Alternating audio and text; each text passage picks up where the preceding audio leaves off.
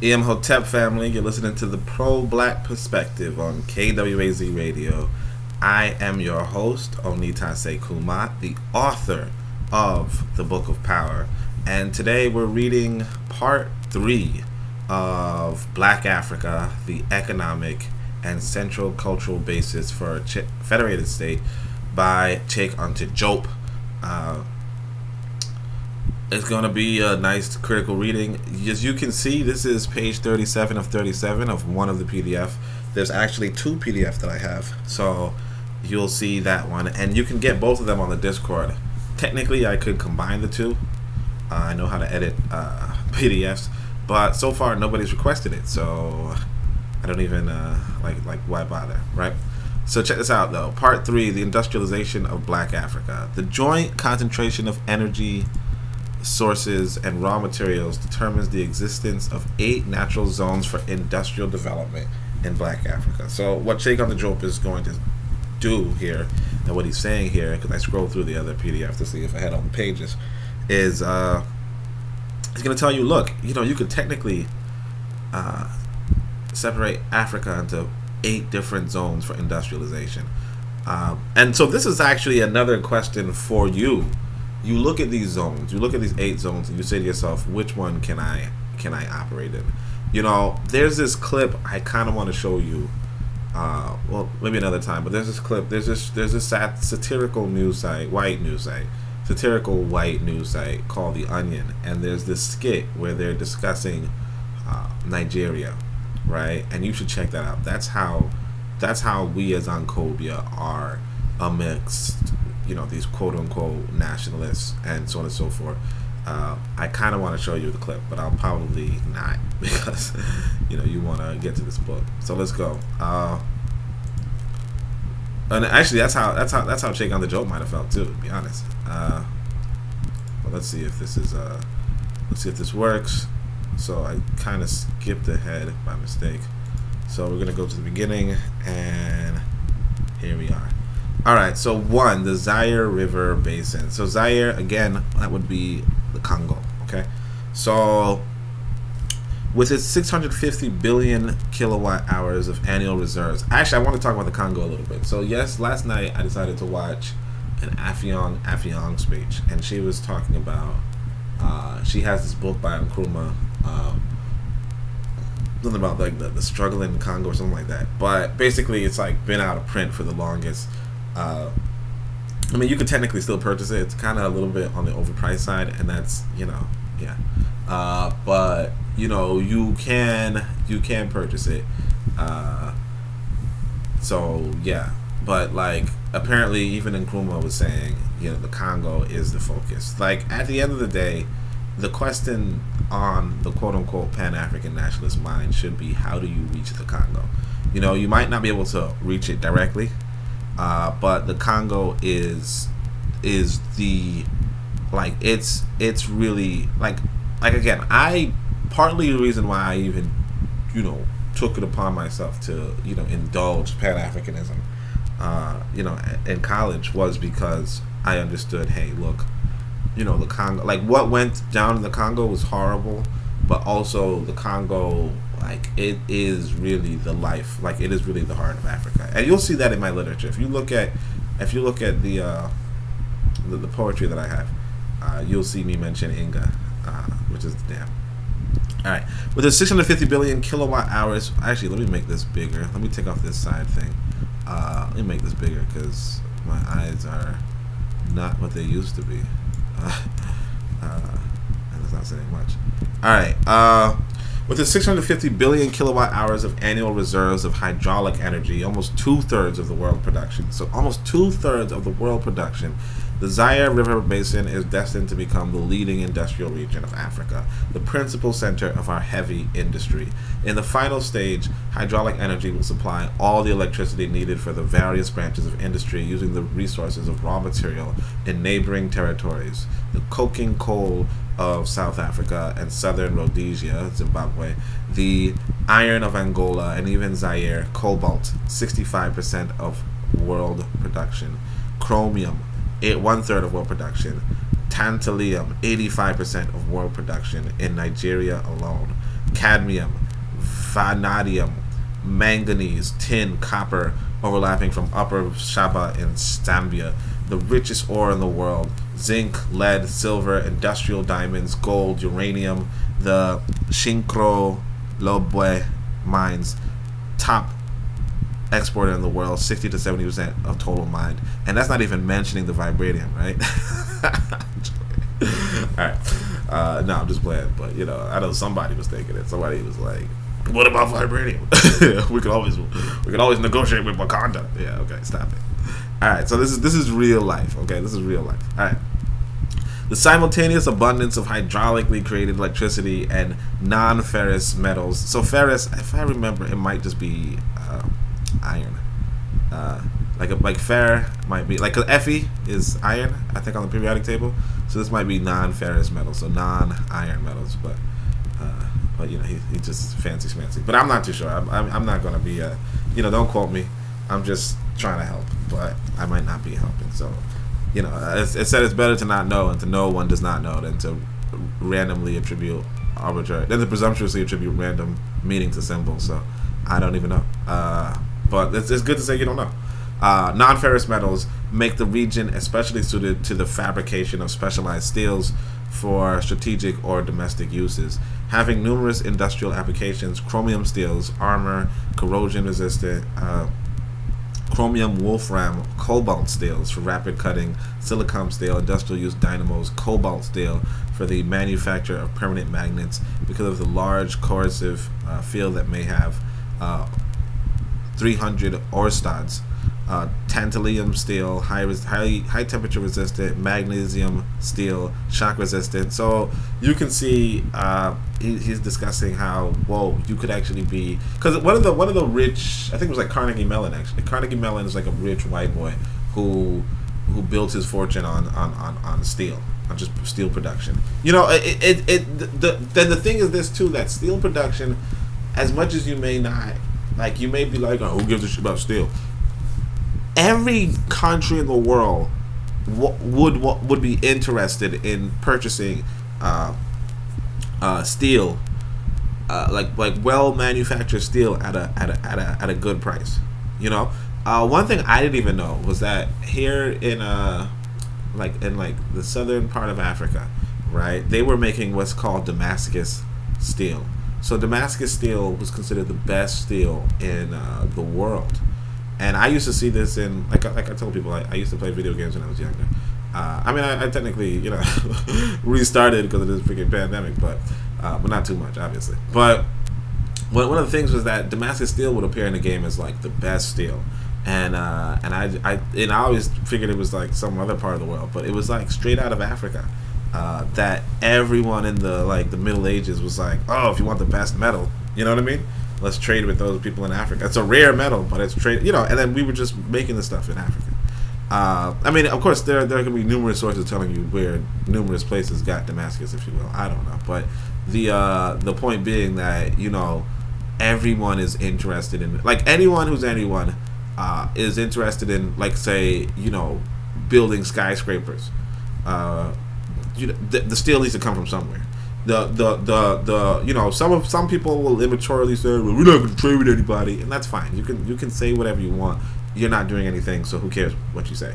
But the reality is that you can not only build these, like you have to understand that as a nation, you will have a factory, and that factory can produce steel, and you could sell that steel to any nation, and that could be inside of Africa, and that could be sufficient, or it could even be outside of Africa, and they may want to pay more, and who cares, because it's just steel, but of course, there's going to be people with opinions, so whatever.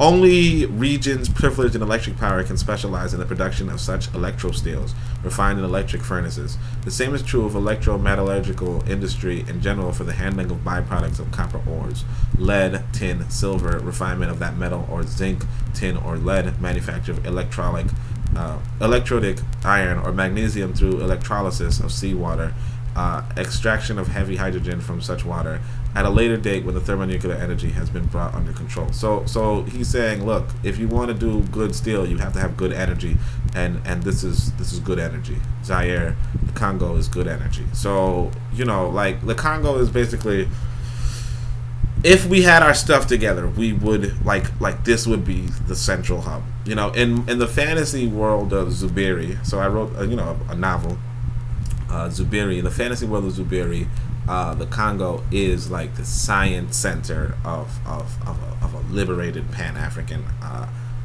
like a liberated Pan-Africa. So like that's how you're supposed to imagine things. You're supposed to imagine life as, what does it look like post-revolution? How do we delegate the locations of Africa? I mean, I do it in 4 locations. Cheikh A Diop does it in 8, but he also he backs it up with a lot of with a lot of information. So that's really good too. So this region is as privileged as Canada for the handling of bauxite from other countries and the creation of an aluminothermal industry.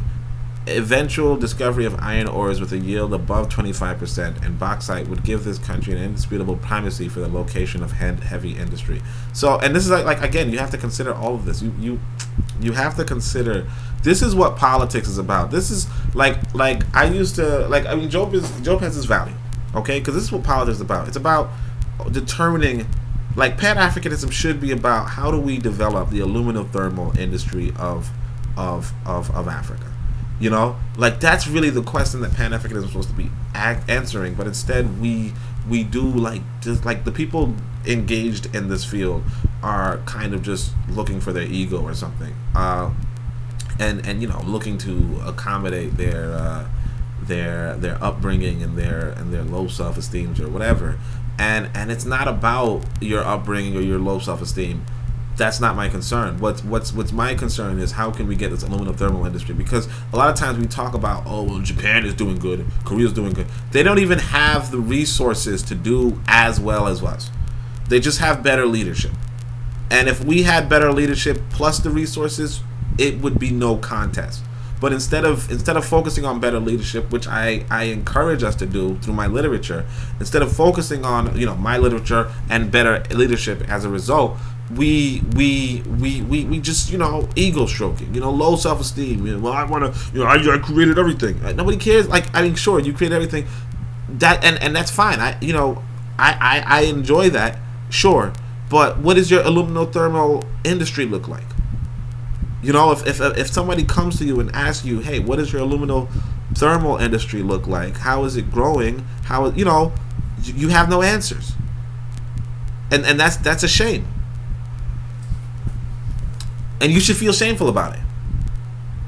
Okay? We have to be serious about this. It's not a game. People's lives depend upon not just aluminothermal, but this right here. 650 billion kilowatt hours going to waste. Going to waste. Okay? Going to waste. You should be ashamed of that. Thanks to light alloys, the Atlantic coast seems a good prospect for a center of aerospace construction. Likewise, our steel mills would supply naval, automobile, farm combine, and other such production centers. Zaire might even export sheet metal and tubing to other eventual naval or aeronautical construction centers, such as Dakar, Mombasa, or others. Its virgin forest also makes it a favorite site for the creation of a varied lumber industry, from plywood to the chemical distillation of wood with its derivatives, methyl alcohol, acetone, tar, cyclical derivatives that may serve as the raw material for synthesis in a dye industry, a wood pulp industry, and man-made fabrics from cellulose, plastics, and so on. All coming out of the forest. All this coming from the forest. Thanks to the use of specially selected non-carcinogenic, so that's important, non-carcinogenic, that means non-cancerous, like non-cancer created, insecticides, Equatorial Africa will be the coming cattle-raising region with immense year-round green prairies.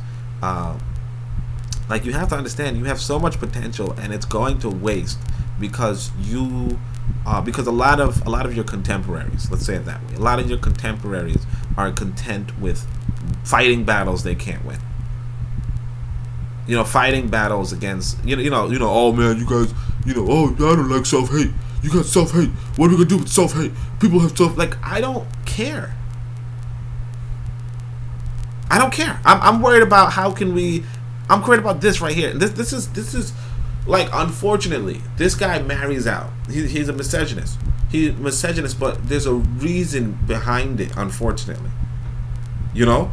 And I've read where he said he was disappointed, not in women obviously, but he's disappointed with the black race in general, in terms of how he just always felt like he's out of place in terms of like just the level of intellectuality in the conversation. I don't think, going to a white woman, even if she were quote unquote an intellectual of sorts, and I don't think she was, but someone did reply to me that she was a PhD, but that's nothing. PhD is nothing. But all the same, I don't think going white is ever all right. But the like there's a frustration when you're considering how can we better Africa, and our people are not doing the same. There's a frustration. I feel the frustration when I inform people, hey, I have this book on sale, right? And people are saying, well, what about this? Like, I don't care about these other things. What I care about is us understanding that we can have political unity. We could have political unity if we work together, but we're not even trying. We're not even trying. The under-industrial vegetation cultivated in Zaire, oleaginous plants, palm tree, hevea, rubber, cotton, sugarcane, coffee, cacao, gives some idea of the multiplicity of industries which would necessarily concentrate in this region. Tires using rubber and cotton, the latter supplying the fabric, while the sulfur resulting from the zinc smelting for armor plating would be used to vulcanize the rubber or else to produce sulfuric acid. In the same way, there would be sugar mills and refineries, spinning and weaving mills, and oil soap production. Some of these industries are already extant in the region, but only in the most sporadic manner. They are merely complementary industries, quite inadequate to satisfy the needs of the African continent, let alone provide a surplus for export. So you want to export these like, you can develop sulfuric acid, you just export it. Just export it. But again, like there's a frustration. It's like I ask people, I tell people, join the Discord, join the Discord, join the Discord, join the Discord, join the Discord. And it's like, what should I do? Once having supplied all these industries, the excess electrical energy of the Zaire River Basin could serve as a seasonal supplement for the other regions of Africa, especially the tropical ones, through an interconnection of grids. This would, of course, presuppose an understanding among the various African territories before the first of these installations was made, standardizing of certain norms, such as the cycle of current to be produced and so on. While our major share of uranium comes from this region in South Africa, which also has a significant thorium deposit, it would be absurd to create nuclear power plants here in the future, since there are such large quantities of other energy, hydraulic and perhaps petroleum. Nuclear and thermal plants in general should be restricted to regions which are apparently lacking in other energy sources, but in the meantime we will stockpile radioactive waste pending further study. I say apparently lacking because it is almost certain that systematic oil exploration currently underway in tropical Africa, Senegal, Sudan, Niger, and Niger, and southern Sahara will completely alter the energy picture in those regions. This seems especially true in Senegal and the Ivory Coast. Moreover, we are far from having exhausted the possibilities of non-prohibitive hydroelectric plant building in the tropics, whatever the level of the waterway. Zaire might create a significant chemical industry, various fertilizers, a synthetic chemical industry, and cement works. The latter could... So you don't want to use ladder here, but the latter could call upon local clays and chalks and the non-coking coals of other regions, Nigeria and Tanzania, with its more than 7 billion metric tons in reserves. Systematic development of rice growing in Zaire, Niger, Dahomey, Benin, South Togo, Ivory Coast, Guinea, the Casamance, Senegal and Niger valleys, Sudan and around Lake Chad and everywhere and elsewhere, as well as East Africa, must be carried out in such a way as totally to change eating habits on the continent, replacing millet with rice as the basic dietary staple. So he's saying if you grow rice, you can change the diet of everybody of most people in Africa. In the near future, in 3 vital areas: food, rice, clothing, cotton goods, housing, cement and concrete, Africa will be able to forego its dependence on the outside by ceasing imports from either Asia or Europe. So you could, with good leadership, with systematic development, good system in place, you could make Africa no longer dependent on Asia and Europe. Instead of whining about, oh, we're so dependent on other people, you can just go into these industries. Say, you know what? We're going to do cotton farming. We're going to do rice farming. We're going to do cement and concrete. And I know some people from America are like, why would I want to do cotton farming? Just don't do it. Just do the rice. Just do the rice and cement. You know what I'm saying? But and of course, as far as I understand, you can industrialize the cotton process. It's not going to necessarily be the same, the same process that so abominable. But either way, the point being, this is doable. And he wrote this 40 years ago. Or even 50 years ago. No excuse. Half a century ago, he was saying, "Hey, this is a pretty damn easy thing." And instead of us saying, "You know what? Let's get together," he says this is the economic basis for a federated state, economic basis for unity, basically, or for working together. And instead of saying, "Yeah, let's do this," we spent 50 years, sitting on our hands. Industrial shark fishing for vitamin oils and whaling in the Gabon region is famous. The well-stocked fisheries of the African West Coast are generally in contrast to those of Europe, which are becoming increasingly depleted. We can anticipate a national fishing industry up and down the African coast, especially in Zaire. We must not overlook freshwater fishing in view of the density of fish in the Zaire River and the canning industry that is its counterpart. Here again, the smelting would provide the necessary containers as it would for other canned foods such as equatorial fruits.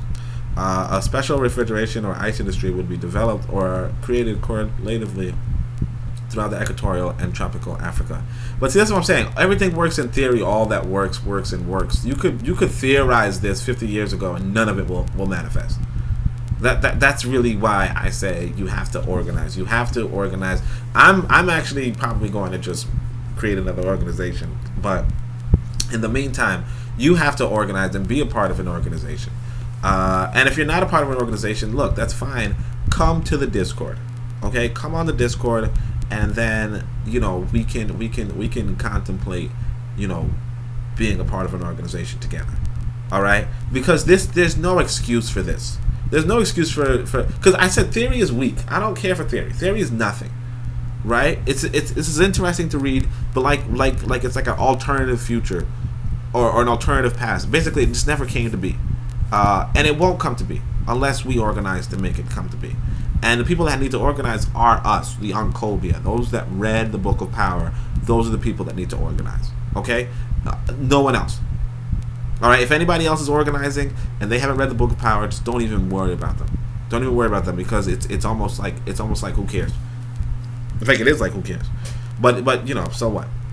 In an almost dramatic contradiction, the Zaire River Basin today holds almost all of our continental wealth while being the least populous area on the continent. Interesting.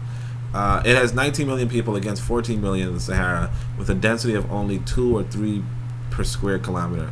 That's so sad, because there was a genocide down there, so it's incredibly sad. Although the genocide killed, they estimate around 5 million people. But, even so, it's just like so sad that... Oh, well, he said the Zaire River Basin. Okay, that's good. But I mean, that's still sad. It's terrible. Just how much life was lost as a result of the Belgian colonization. But like actually, I just have no words for that. It's just sad. I don't even know why. I mean, I think it's sad. Anyway, this makes the region as rich as it is deserted, virtually as deserted as the desert itself. The internal weakness will have to be remedied in the future by a policy of hygiene and systematic birth encouragement that is an appropriate demographic policy. So I don't know why. Like he kind of just brushed over it with policy of hygiene. I don't know why you'd even go there. And systematic birth encouragement. But I mean, look, if there's any sisters that need some birth encouragement. Let me know. All right, that's how brothers need to think, and sisters need to think that way too, like, hey, you know what? If this place needs some more population, I got you. You know what I'm saying? But all right, anyway, there's an appropriate demographic policy excluding any massive influx of foreigners or import of a foreign labor force. So, like, technically, we would be considered the foreigners. An appropriate demographic policy. I mean, that's another thing too. A lot of Africans, particularly in the Western Hemisphere, were taken from like this Zaire River basin as well. Like a lot of this is Central Africa. Former foreigners of import on the foreign labor force. For the immediate future, the first years of industrialization, a selective resort to manpower from neighboring African countries should be sufficient. Hotep. All right.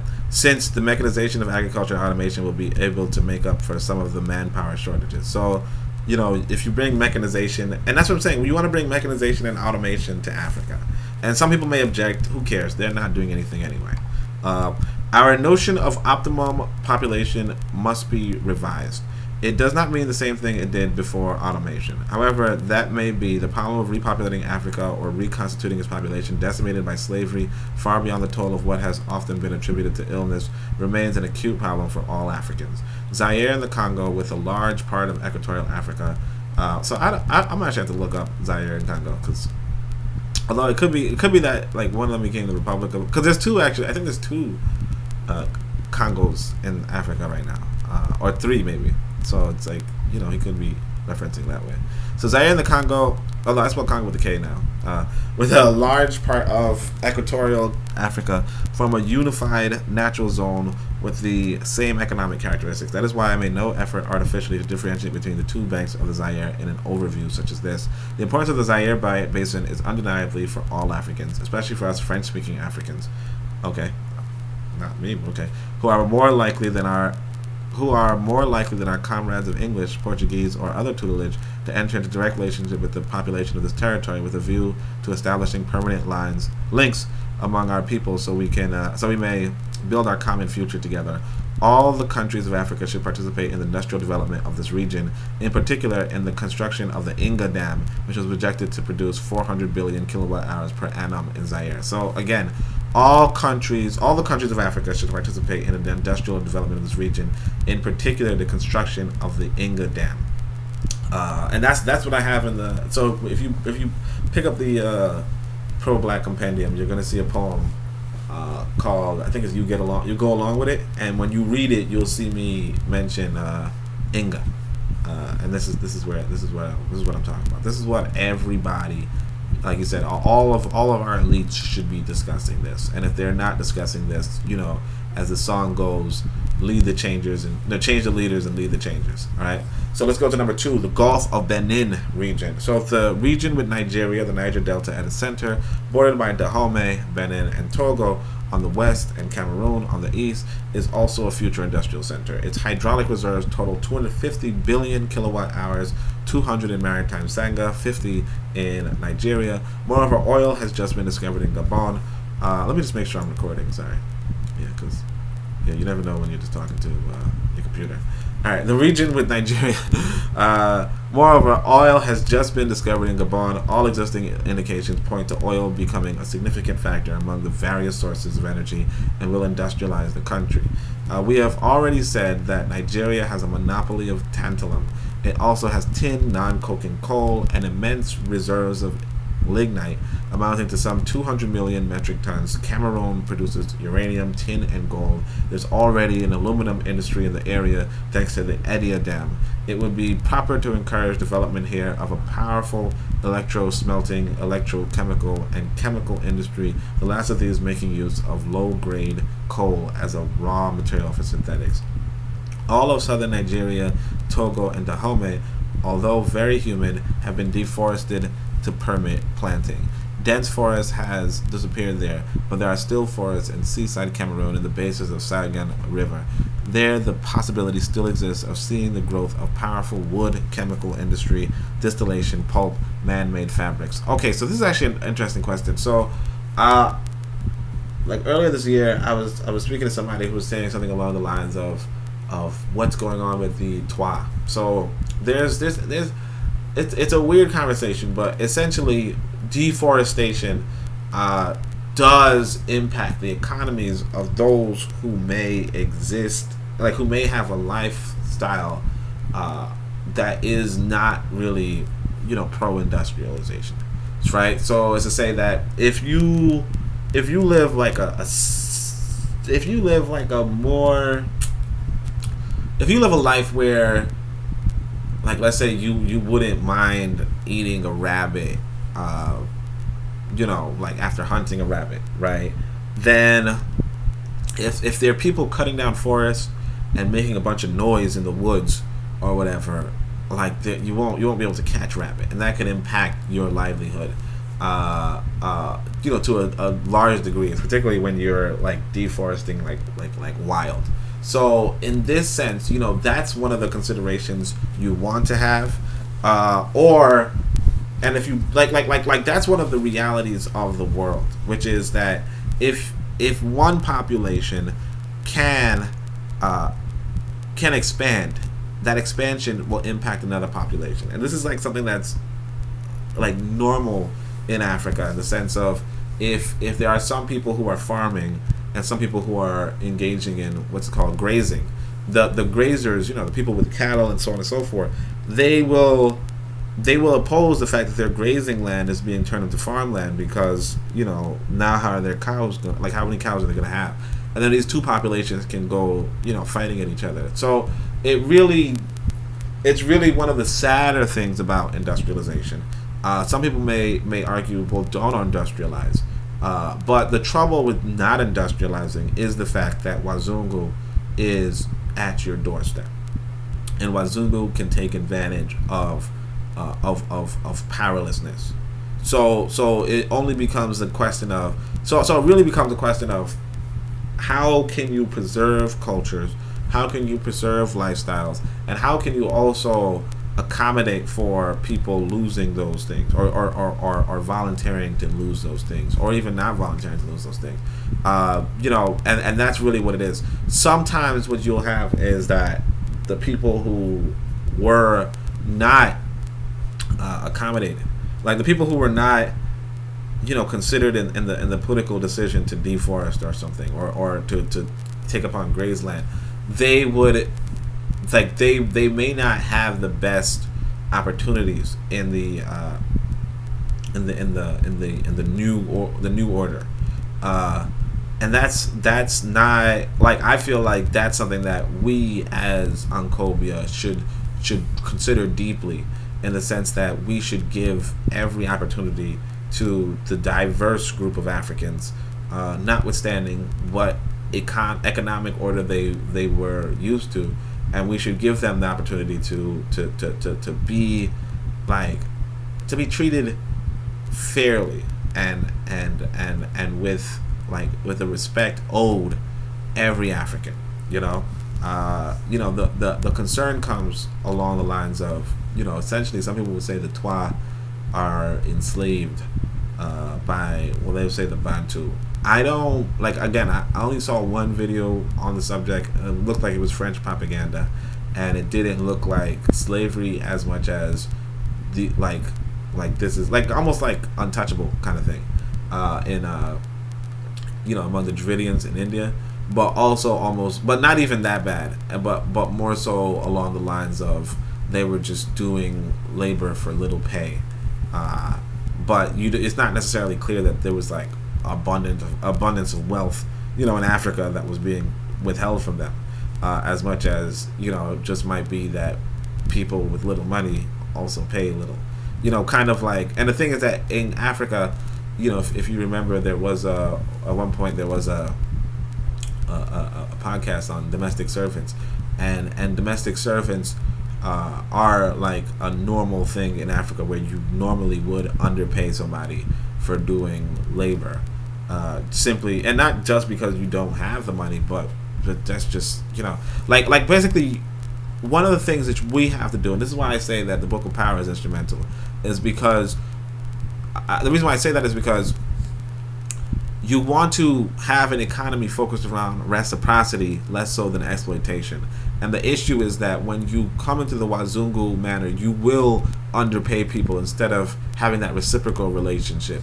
That reciprocal relationship, which could include, but is not limited to, like marriages and cooperation and working together and of course, fair pay. And designing industries around that, designing politics around that, designing laws around, oh yeah, we'll have that minimum wage if that be the case. But again, that's prosecuted or that's backed up by the government or what have you. But instead of having any of that, we kind of have this, this low scale, piss poor capitalism, and like certain words are thrown around like slavery and so on and so forth. But again, it comes back to this whole notion of, well, if we're industrializing, well, wouldn't that impact the lives of those who are not industrial? And that's going to be a lot of African people. You understand? Because even if you do the mechanization of the rice farms, there's going to be a lot of people out of work because you might only need 4 people to work a machine, whereas you'll probably need whereas without the machine you might need 30 people. You understand? So it's really the shifting economy. A lot is, and then those 30 people are going to be relegated to domestic servitude. A lot of it is something that's complex, and this is why I don't want to waste time on other subject matters. I don't feel like wasting time on other subject matters because this is really something that our people should be discussing, and not just discussing but leading and implementing. And we're not doing that right now. Some of the leading conversation is on just nonsense. Oh, LGBT. Like I don't care. I really don't care. Low-grade coal could also be used in some of the thermal plants to the north. The presence of oil palms, coconut trees, hevea in Cameroon, sugarcane and cacao permits creation of the corresponding industries. Oil, soap works, tire factories using local cotton for a fabric base, sugar mills and refineries, etc. The cultivation of rice as a food staple could systematically be developed in the Delta region. So Ghana and the Ivory Coast. So these two countries jointly have 25 billion annum kilowatt hours in energy reserves, once harnessing the Upper Volta, Bandama, and Kamo rivers is complete. Ghana's suitability for the development of an aluminothermal industry is obvious. Bauxite is abundant close by the hydraulic energy. Ghana entered the era of aluminothermy in 1970, producing 157,000 metric tons of aluminum in 1974. So this is probably written after. So this is obviously written after 1974. So we'll give it like 40 years, right? The Akosombo dam produced 3,304,000 kilowatt hours of hydroelectric power in 1972. Manganese, on which Ghana has a virtual African monopoly. So Ghana has the African monopoly on manganese. Might find appropriate local use in electroplating if systematic exploration by plane or other methods reveal the presence of iron and non-ferrous metals in Ghana and the Ivory Coast. Even in that case, Ghana would be better advised to import coal from South Africa, Rhodesia, or even from Europe rather than to take advantage of the proximity of the Ivorian forest, which is dense forest, to try to make wood steel. Absolute lack of coal alone would justify recourse to such a method, which, if I may say so, would be barbaric. So he's saying it would be barbaric to go to the Ivory. He doesn't really explain. He doesn't explain why, but I mean, you'll probably have to just figure it out. I'm guessing because, yeah, cutting down this forest might not be the best idea. Maybe, I don't know, but I don't know why he would even say importing from Europe. But yeah, import from South Africa, or I guess this is Zimbabwe. That might be ideal.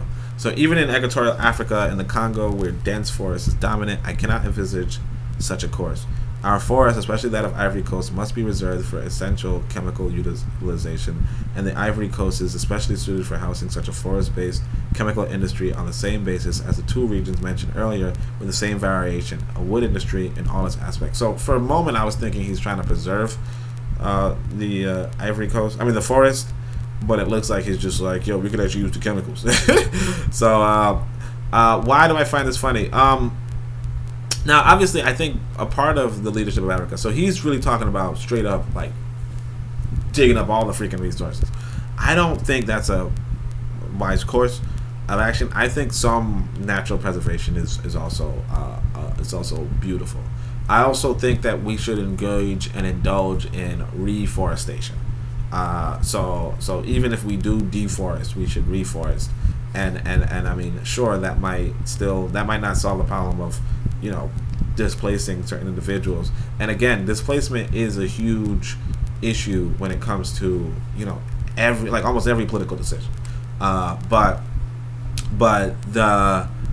you know, like nature itself is beautiful, and we as Africans should continually restore the planet.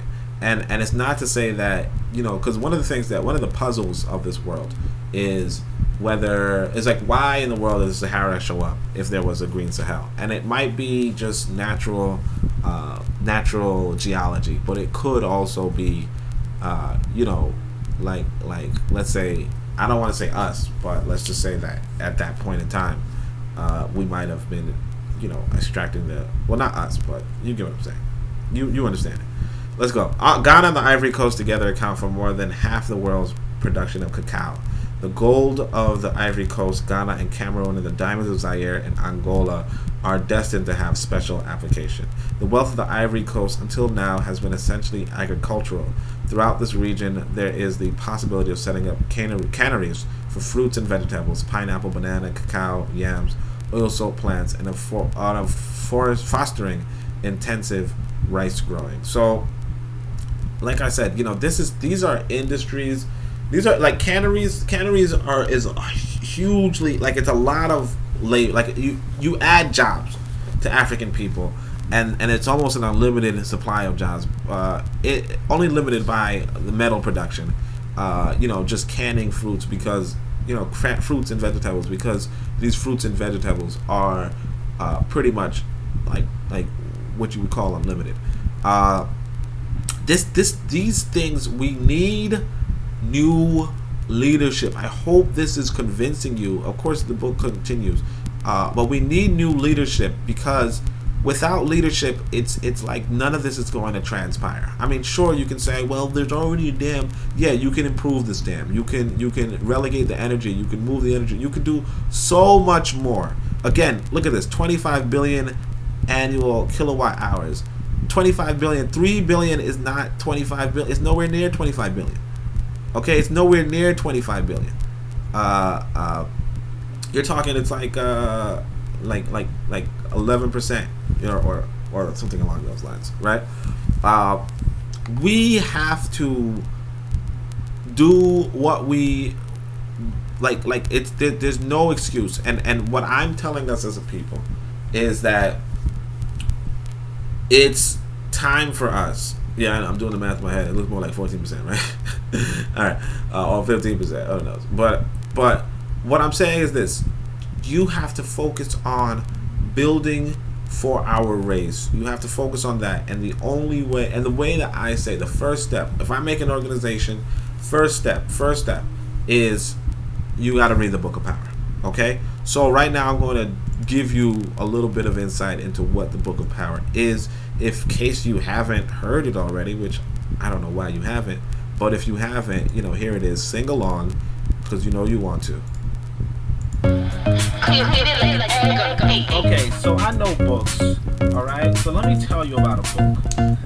Alright, check it. So the goal and objective is to be selective, elective for knowledge with the black directive, checking sources, heritage, and legacies, with the brilliance to defeat our nemesis. The Book of Power, so aptly named, esteemed and famed for informing the brain, and doing the same as the ancestors before us. Sankofa, that's the life chorus. Wisdom is the key against dangers, either change the leaders or lead the changes. We are doing Africa with no strangers. Do you hear us? Okay, hold on, we can't continue to be the second fiddle. African power is the end of this riddle. Let's build a nation that likes which never existed. The motto heretofore, we persisted. Better, we resisted. Best, we building. We'll raise the roof and break through the ceiling, peeling away the chains we were given to stop just surviving, start thriving and living. Africa's about to host superpowers. China and US back up, the time's ours. No one can be free without freeing themselves, but freedom is shown and owned on bookshelves. The book of power, a key for liberation. There's no domination where there's education, because ignorance is man's main weakness. All are exploited if we don't teach this. Then the pages of sages, King and Queen, Akampong, Delaney, Dessalines, Nyere, Garvey, and Zinga, and Cooks. 500 pages to pass in most books. The task is told to bring up a confident. You will hold the tone for the confident. Have some pride and push forward your chest. Your leaders by reading one of the best. The book has science, covers violence, self-reliance, and does away with silence. The time has come for the work to get done and build up a land that is second to none. We'll organize, technologize, strategize a new Africa before our eyes, and blackness will be the complexion we see anytime we envision what it means to be free. So come join minds, read what is written. Here be solutions, no longer hidden. Nothing works in theory, all that works, works and works. So it's time to put ourselves first. Change the leaders and lead the changes. Tell your friends, family, and neighbors. Change the leaders and lead the changes. Tell your friends, family, and neighbors. Change the leaders and lead the changes. Tell your friends, family, and neighbors. Change the leaders and lead the changes. Book of Power. So the Book of Power can be purchased on Amazon. Just click on the link below. Alright, send me on tap. Tulende ma'a, tushinde is fat. Tulende ma'a, tushinde is fat. Tulende ma'a, tushinde is fat. Hotep. Hotep. Alright. Okay, so how you doing, family? Alright, so let's go to page 60 of the thing. Guinea, Sierra Leone, Liberia. So that's the fourth region. This is a metallurgical region par excellence, ideal for the installation of a powerful combine, as several authors have already pointed out. Indeed, it was more than 25 billion annual kilowatt hours of hydraulic energy reserve. The Kunkuri Dam in Lower Guinea is expected to deliver 200,000 kilowatts of power. The iron ore of the Column Peninsula has a yield of 50%. It is estimated to reach 2 billion metric tons. The bauxite of the Luz Island in Guinea is estimated at 10 million metric tons. Bauxite is also found disseminated here and there in other regions as far as Upper Guinea. To these ores, we should add the iron of Liberia, Bonus Hill. There are also industrial diamonds and uranium in Macenta. This whole region from Liberia to Guinea is good for raising heavier. By importing coal, a powerful metallurgical industry could be developed here, along with the aluminothermy and tire factory, which is to say that the region is a future center for the automotive and aerospace industry. So we could be having planes, ballistic missiles, interplanetary rockets, and the rest. Can you imagine that? Interplanetary rockets, planes, ballistic missiles developed in Africa. Like already, those of you who are military minded should be saying to yourself, where am I going for vacation? And I'm not saying nothing. I'm just saying, look, okay. It can also accommodate oil, soap works. So those of you dirty, can also get the soap works on. No, I'm joking. This has oil palms and other oleaginous flora and canneries for such fruits as bananas and pineapples. It would lend itself well to intensive cultivation of rice, cola nuts, and as in the Ivory Coast, spices, coffee, and indigo.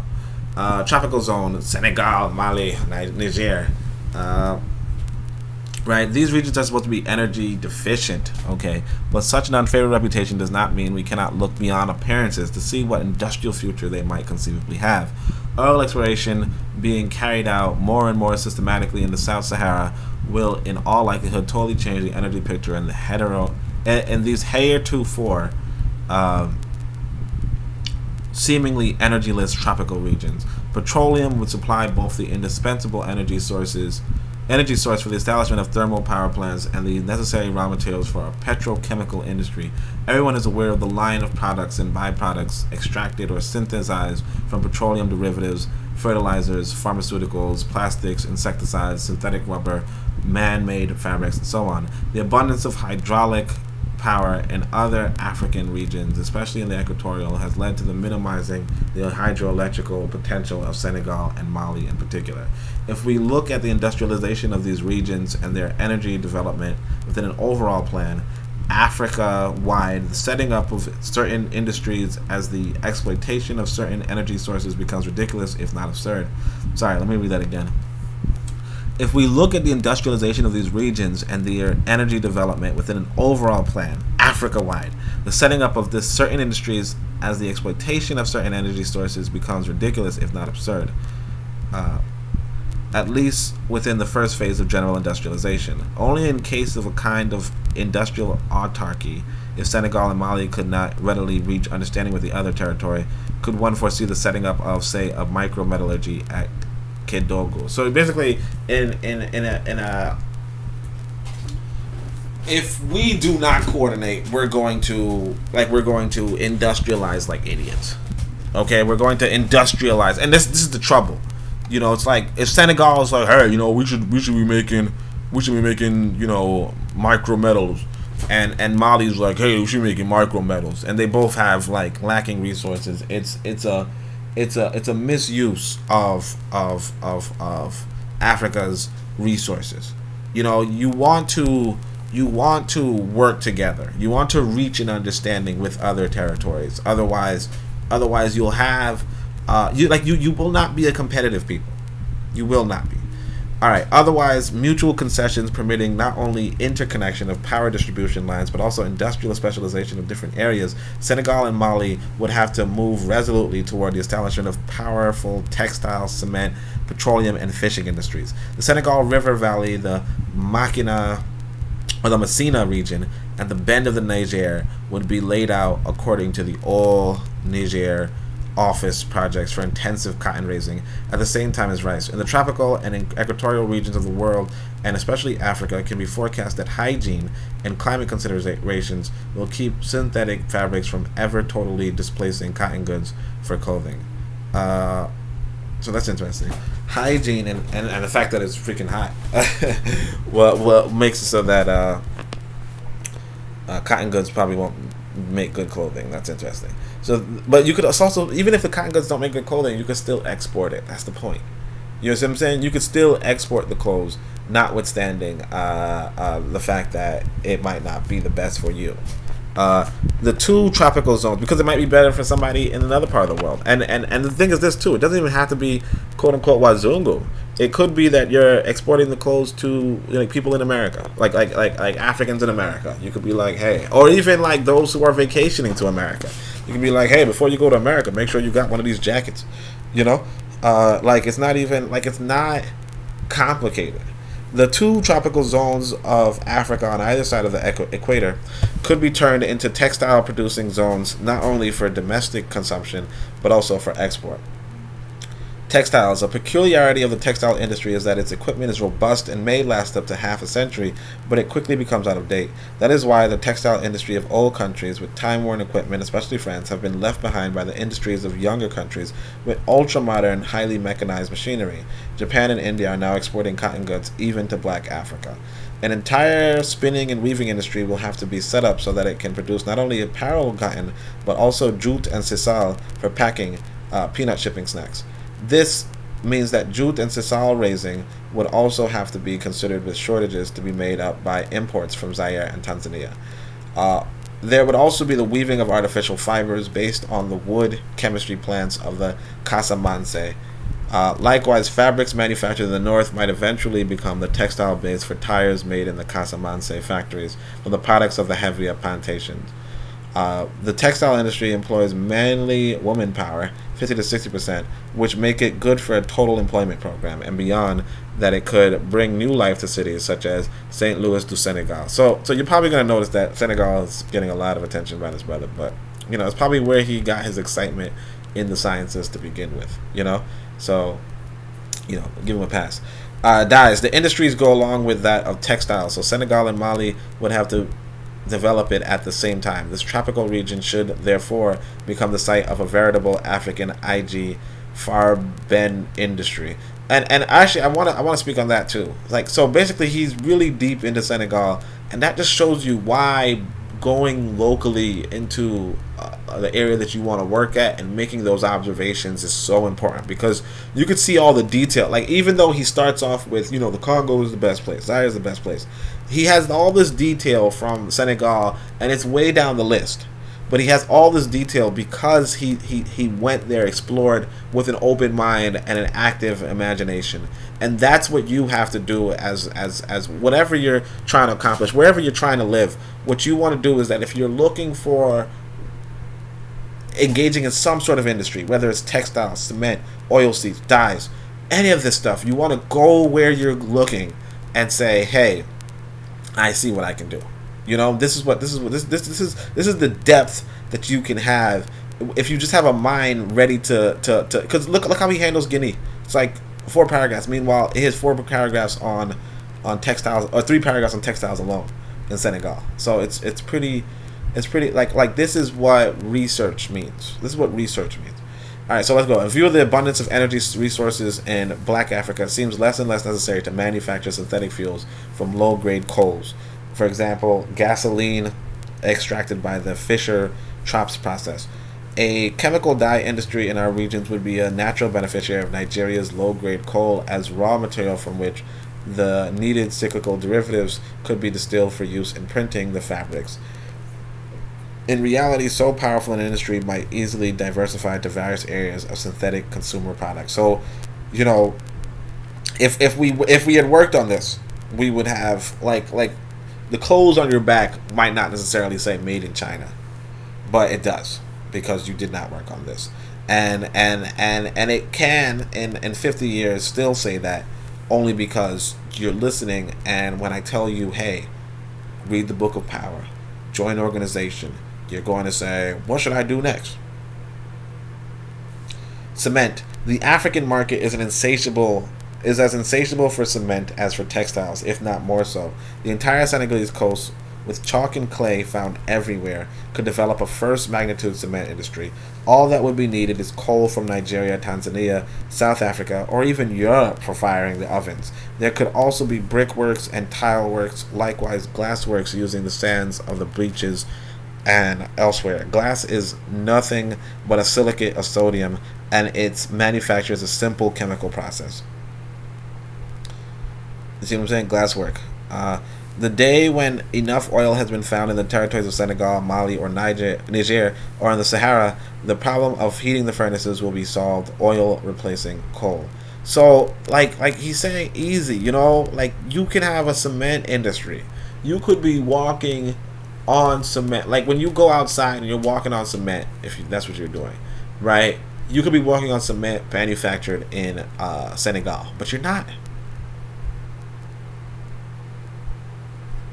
And it comes back to, what are we doing? What are we engaged in? What is the conversational discourse? I look at some of these people. I look at some of these quote unquote, these people, like some of my critiques. I look at some of my contemporaries, and they're discussing, oh, well, this person's in an interracial relationship, and it's not even a person that's important. It's just straight up a black woman and a white man. Or a black man and a white woman. It's not even like you don't even know who these people are. They don't have any names attached to them. And this is the engagement that my contemporaries may have.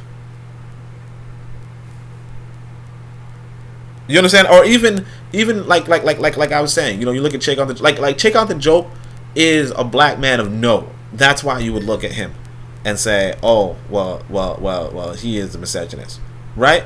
But some random, I don't care about no random. What?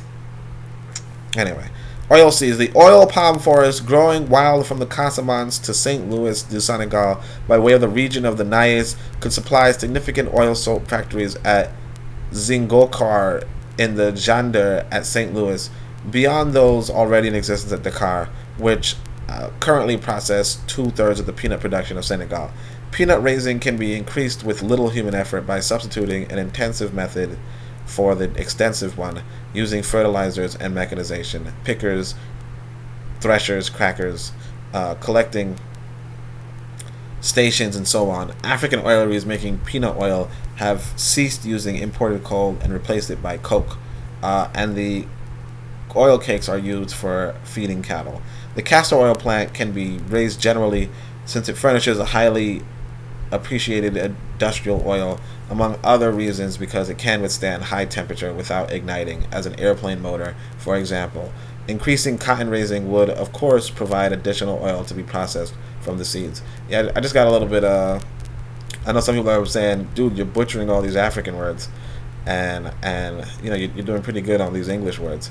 I want to just say this, that apparently people do not pronounce things well when they only read it. You know, if like you have to hear something before you can pronounce it well. So if my pronunciation sounds off, it's because you are not talking about these things. You are not talking about these things. I have not heard you talking about these things, so I won't be able to pronounce it without hearing it. So that's on you. All right. Until you come to me and say, "Hey man, you know there's fisheries at Port Etienne," you're not. You understand? You know, you're not even worried about the fishery. You're worried about, like I said, some rando in a relationship with a woman, like two people in a relationship, two people dating that you've never met.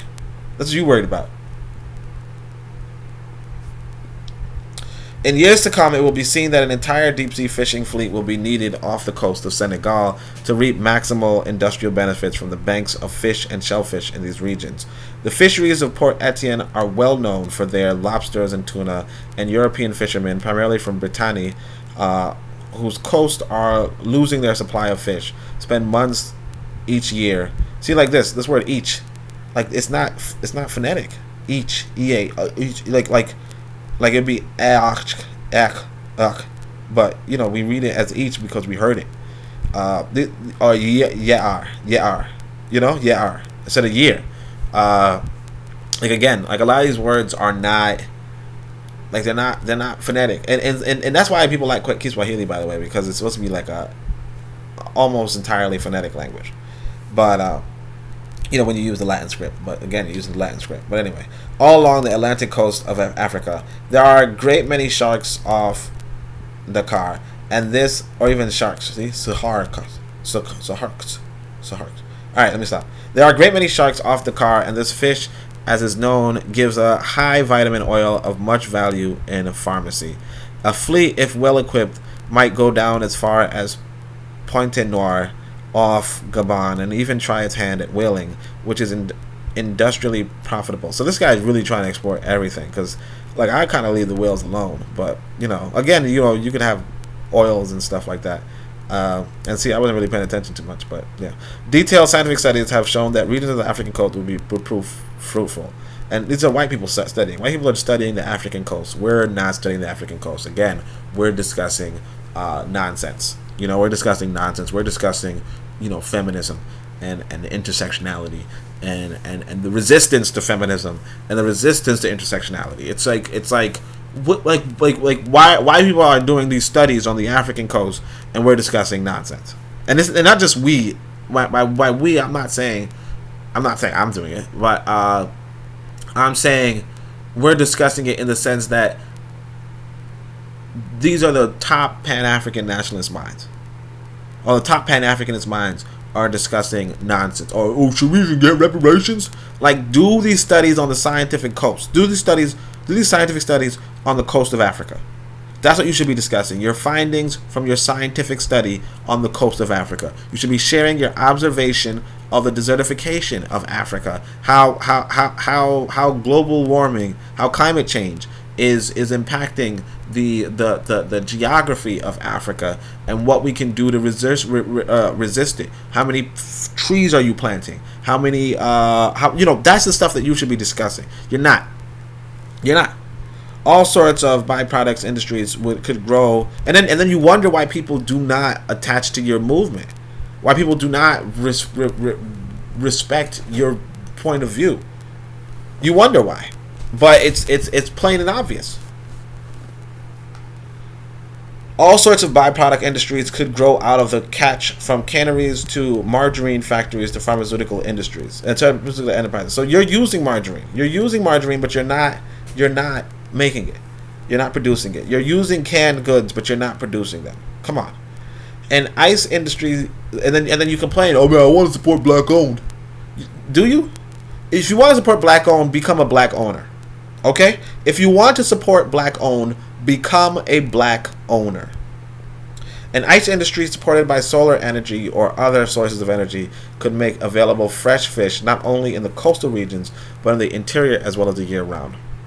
Wood chemistry, for lack of concluding an agreement, southern Senegal, the Casamance, will have to develop a wood chemical industry that would be superfluous under other circumstances. Casamance is a relatively wooded human region, but really dense forest, characteristic of equatorial Africa, is found there only in isolated spots. To supply a wood chemical industry, considering the weak annual new growth in our forests, 0.22 square meters on an average, scientific reforestation will be required. So you need to reforest. In order to renew the forest in optimum time, it may even be necessary, as has been advised in other regions, to concentrate on quick-growing plants, cactuses, or even annuals such as papyrus. The golden rule in the economies of Mali and Senegal must be never to deforest the smallest piece of land. Deforestation of the Casamance in order to make way for wider peanut planting by private companies is a national catastrophe. So he's talking about deforestation and how in certain areas of Africa it's entirely stupid. Okay, it's a catastrophe, right? And they were done for peanut planting, And this is why you have good government, because government will tell you, you will look for a permit.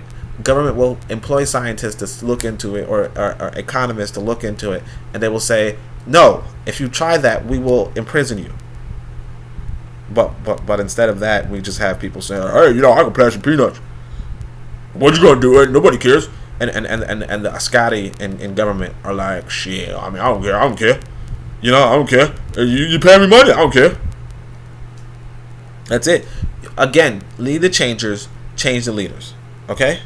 Or change the leaders and lead the changes. Are more than sufficient for raising the oil seeds if need and scientific methods are applied. The Casamance, methodically reforested, might supply the raw materials for a wood chemical industry set up on its own territory, say in the suburbs of Ziguinchor. It would provide pulp paper for internal consumption, newspapers, stationery printing, textile fibers for use in weaving factories in Senegal and the Niger Bend, and raw materials for match and explosive factories. The distillation of wood would yield tars, cyclical derivatives for the dye works, methyl alcohol, acetone, and so on for local chemical synthesis. The Casamance might, moreover, return to rubber raising, discontinued around 1910, to make way for peanuts, and likewise to sugarcane with a view to creating sugar refineries. Heavier culture, resumed with a methodical scientific plan, would make the Casamance the southern tip of the natural rubber zone that extends from the Ivory Coast by way of Liberia and Guinea. The tire industry would be set up in the region and might help relieve the load of Guinea, Sierra Leone. So you see how much he's talking about Senegal, and it's like, come on. This is just him walking around and being like, yeah. But you can, it's like, it doesn't matter if you're talking about it. All that works in theory. I'm going to say this book is pretty good. It's a pretty good read. But you see that it's just a bunch of theory. And nothing works in theory. All that works in works. Come on. Whatever it may be, the new synthetic processes are far from having dethroned natural rubber, for the question of getting raw material has not been satisfactorily resolved. The new process for synthesizing rubber uses isoprene as raw material and lithium as a catalyst. This gives the same regular pattern of methyl radicals on either side of the main chain as in natural hevia. The cost of the basic isoprene is low enough to allow competition with natural rubber to a point. For decades to come, it will remain absurd for a continent as favorable as Africa is to hevia plantations to turn its attention to synthesizing natural rubbers. It is in the truck gardening areas such as Bargny near Rufisque. Actually, I got a little bit of time left, to be honest. Tiavani, Diop, Kalak, Zingokar. There could be large and varied food canneries, mangoes, guavas, pineapples, etc. Senegal could also extend its specialization in its chemical industry by setting up fertilizer factories using phosphates, Taiba, potassium and nitrates to supply various agricultural zones of Africa. Rice. The old project for domestication of the lower valley of the Senegal River called for high water fillings of the lac des Jouars so that a low water, these stored reserves could be used to desalinate the riverbanks. This would allow for planting 50,000 hectares, 125,000 acres of rice. We might add that such a reserve water supply upon its release for agricultural purposes, and even when flowing in, might serve as a motor force for crushing cereals, millet and others in industrial mills. The lake is approximately 50 by 10 kilometers or 31 by 6 miles. The other no less old project, the Niger office, I keep saying Niger for some reason. The Niger office, it might actually be Niger. It might actually be Niger. Right, it actually might actually be Niger. Alright, but anyway, let's just keep going. The Niger office also planned to, 1932, also planned to provide about 1 million hectares for cotton and rice, partly in the Niger Bend, Lake Debo, and partly in the interior delta, Massina, between the Niger and the Bani River. So I'll just start saying Niger because it might be Niger. I think Niger has the accent over the E. I'm not too sure. Or I or something like that. I don't know. Raising rice as cotton requires abundant manpower, so that before the day of mechanization, Asia with its population density virtually monopolized rice production. So raising rice as cotton requires, and just like cotton, it requires abundant manpower. So that before the day of mechanization. So before mechanization, you might need a lot of people. However, like you see, we have already pointed out that the automation and mechanization today are totally changing the concept of optimum population, and the relatively meagerly populated regions such as Senegal or Mali, if they adopt new scientific methods as well as repopulation policy, might be able to get by thanks to the extreme mechanization of agriculture and as great automation as possible of the final stage industries. Rice may replace millet in the national diet. Entirely automated oil production centers have been built in the Volga Basin, remote controlled by one central headquarters, and have quintupled the Soviet Union's petroleum output. Right? See, entirely automated oil production centers have been built in the Volga Basin, and they have quintupled the Soviet Union's petroleum output. Look at that. Like it's so simple. Like, and here's the thing too. Like this automation, this rice, this is the thing I was talking about, rice. Liberia, like people in Liberia are eating rice, or already have the national diet of rice. They're not producing it. Meanwhile, rice could be easily produced in Liberia. And this was something that the UNIA under Garvey noticed. They were like, whoa, rice is just growing, like just growing around buildings, but nobody's doing the work. The issue is this, that if you're producing rice, you can export it even to Liberia. Let's assuming that you don't have a nation in Liberia. You could export it even to Liberia, and they would buy it, and you would get the money, and you could then have the resources to keep industrializing, whatever you're trying to do, or just have the resources to support the Oncobia or whomever. You see what I'm saying? Like this is basic things that you have, like you should be involved in. Because the truth is this, that, Cheikh A Diop wrote this 50 years ago or 40 years ago, and it just didn't manifest. The complaint about Liberia importing from Europe rice is a complaint that was made last year. Come on. At Dartmoor, England, the first totally automated power plant in the world, run by controls almost 100 miles away, have been in operation since 1960. So you could have a power plant that's completely automated. And they've been running this, I mean, according to, like, this was, for him, it would be like 15 years. It could still be up. It could still be up. A power plant. Come on.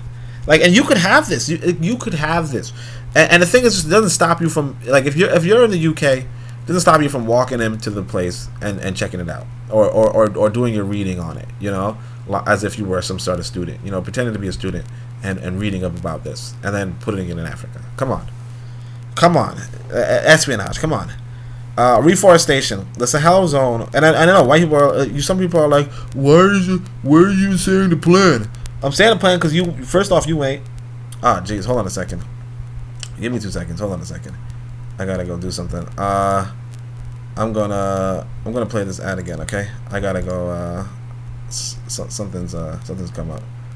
Give me 2 seconds.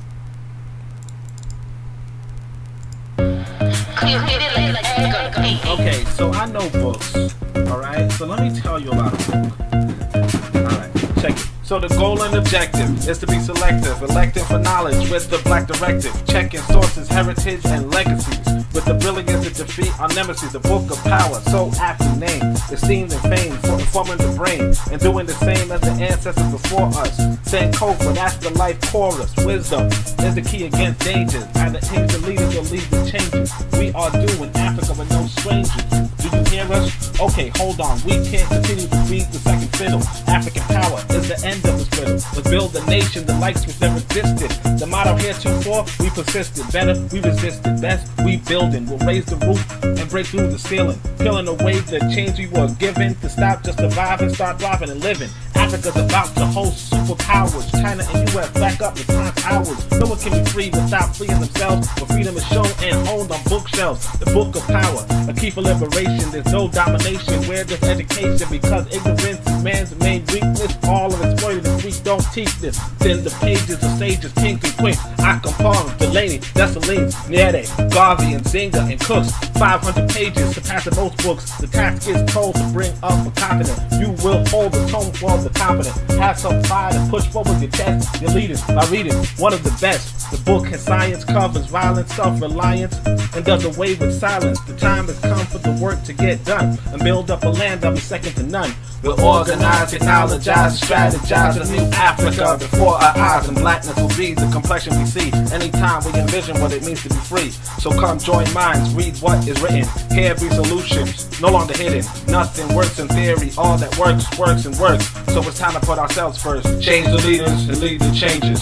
Tell your friends, family, and neighbors. Change the leaders and lead the changes. Tell your friends, family, and neighbors. Change the leaders and lead the changes. Tell your friends, family, and neighbors. Change the leaders and lead the changes. Book of Power. So the Book of Power can be purchased on Amazon. Just click on the link below. Alright? Send me ammo tap. Tulende ma'at, tushinde is fat. Tulende ma'at, tushinde is fat. Tulende ma'at, tushinde is fat. Hotep.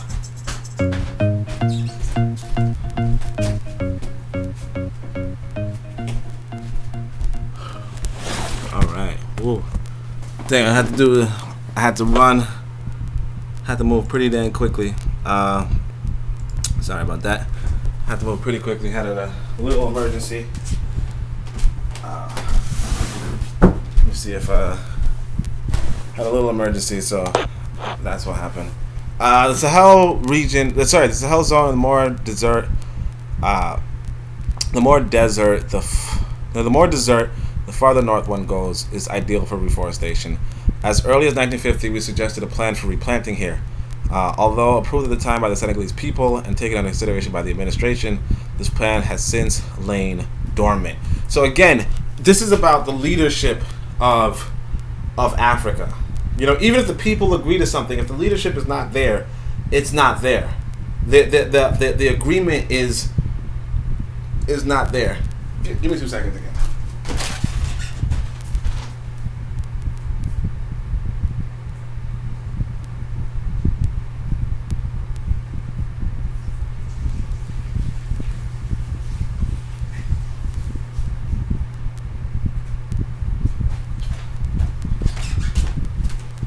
I had to wash my hands more thoroughly. It's the middle of a pandemic. All right. The method used in the southern USSR, Voronezh, to recreate moisture in the region would be greatly useful to us. We ought to draw maximum lessons from them before today undertaking reforestation of the Sahel on a continent-wide scale. Man can recreate humus on his own on arid sand. So, yeah, the Sahel region, the more desert, the farther north one goes. So, the more desert, the farther is ideal for reforestation. So you could actually reforest. I guess some of us would call it the Sahara, but yeah. But you see like you could have these plans. It doesn't matter. Doesn't matter what you think. What you think does not leave your head. It's what you do with your hands. It's the actions you take. Okay, it's the actions you take. And I know you're saying, hey, but Oni, you're encouraging me to read a book. Yes, I'm encouraging, because you see what's going on in books. You see the value of books. Books give you these ideas. They tell you what people have tried, what people want, and it gives you impetus to start acting. You know, there's, like I say, look, you can read a handful of books, okay, maybe 20 books, and then get to work. All right. And of course, one of the books I want you to read, obviously, is the Book of Power. But you know, you can read this book too. I'm not hating on this book. I'm not hating on this book. So anyway, however evident Mali's suitability for chemical and textile industries and rice raising may be, the last word has not yet been spoken. In a later phase, it is the unification of Africa. If the unification of Africa were to meet with sufficient temporary difficulties, Senegal might set up its own heavy industry by importing coking coal for the smelting of iron from Mauritania, 50 million metric tons of reserve at Iron Mountain near Fort Guard, and from its own Kedougou. Copper from the same region can be processed with the hydroelectric power generated by the Guane Dam, which we shall presently discuss. Titanium found in abundance in the coastal sands, Casamance, Rufisque, Petit Cote, with other non-ferrous metals, could form a base for the smelting of light alloys that in the future, with the growing importance of aeronautics and astronautics, will take on capital significance. It is also important to mention the main future source of materials for metallurgy. Let me just make sure I'm still recording. Good. Metallurgy, the recycling of all sorts of coal, old iron. Obviously, as different metal mines begin to exhausted, recycling of old metals will increasingly become a prime source of supply. In the years before World War II, German heavy industry Krupp and Thyssen was kept going in large parts through such recycling. In other words, let's actually pay attention to this. All metals will increasingly become a prime source of supply. Was kept. In other words, many of Hitler's tanks and armored ships were constructed from recycled materials. We can still remember the ships that stood off the car for weeks on end, buying scrap, even in lots as small as a kilogram, collected by idler children and the unemployed. Right? So, you know, recycled metals is another thing. That's my alarm for the Discord, because I have Sunday African worship. I'm actually recording this, you know, like right now it's 10:47, so, you know, like I tell you, come to the Discord, come to the worship, and you know, like we need more, you know. For this resource, which even now is most significant, Senegal is as well off as any territory. For the present, the main source must remain the pure iron of Mauritania, and the natural refinery for that is in Senegal. To establish a refining complex in Mauritania, either by extracting fresh water from the sea and piping the desalinated water hundreds of miles inland, or doing the necessary digging and installation of wells in appropriate places to reach the freshwater lakes that underlies the Sahara. Even apart from other improvements required in these desert regions without upcountry, would be prohibitive. However, that may be, Dakar's future as a principal port for air and sea construction can clearly be seen. With or without local heavy industry, Dakar in the future, thanks to its privileged location and the shelter it affords, must become one of the main African centers of naval construction, importing sheet iron pressed in the neighboring complexes of Guinea and Zaire.